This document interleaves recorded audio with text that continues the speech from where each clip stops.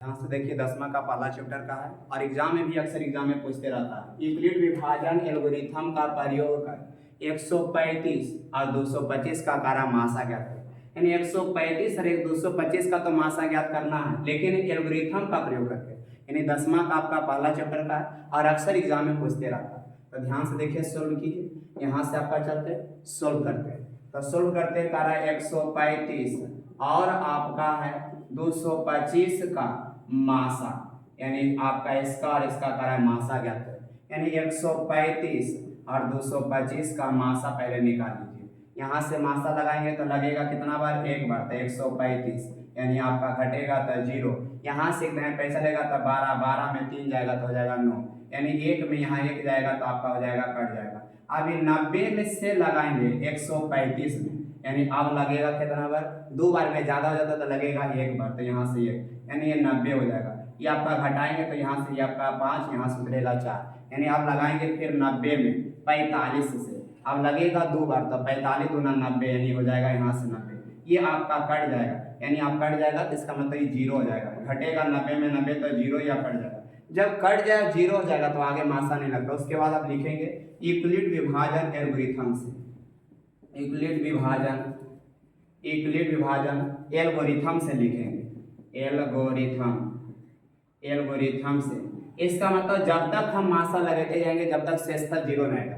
Euclid विभाजन algorithm से आपका जानते हैं भाज्य बराबर भाजक गुना भागफल प्लस शेषफल।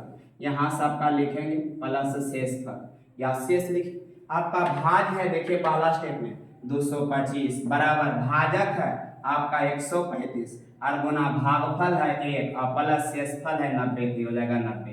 यानी पहला स्टेप का ये हो गया।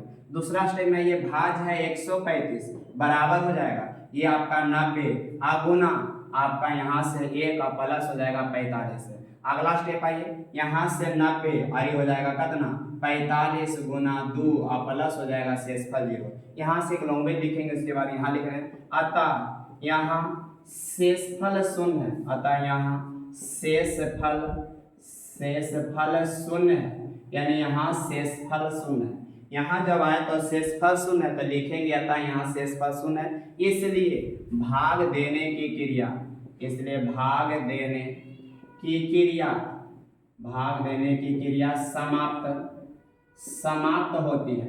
यानी जब शेषफल शून्य आ जाती है तो भाग देने की क्रिया आगे प्रोसेस बंद हो जाती है, समाप्त हो जाती है। इसलिए हम लिखेंगे आपका HCF बराबर हो जाएगा आपका कितना, यानी जो आपका HCF कहलाएगा यहाँ 45, यहाँ आपका स्टेप का 45, HCF 45 आएगा। ये एग्जाम में अक्सर पूछते रहता है, 2 नंबर का आपका पूछता है।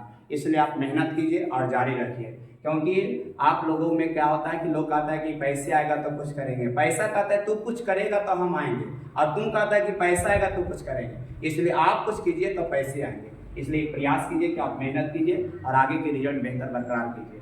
और आप लोगों को कहते हैं जो आपका पानी से भीगता वो लिबास बदलता और जो पसीना से भीगता वो अपना इतिहास बदलता है। इसलिए आप जोर शोर से पढ़िए और अपने रिजल्ट को बरकरार कीजिए। आज तक आप लोगों के यहाँ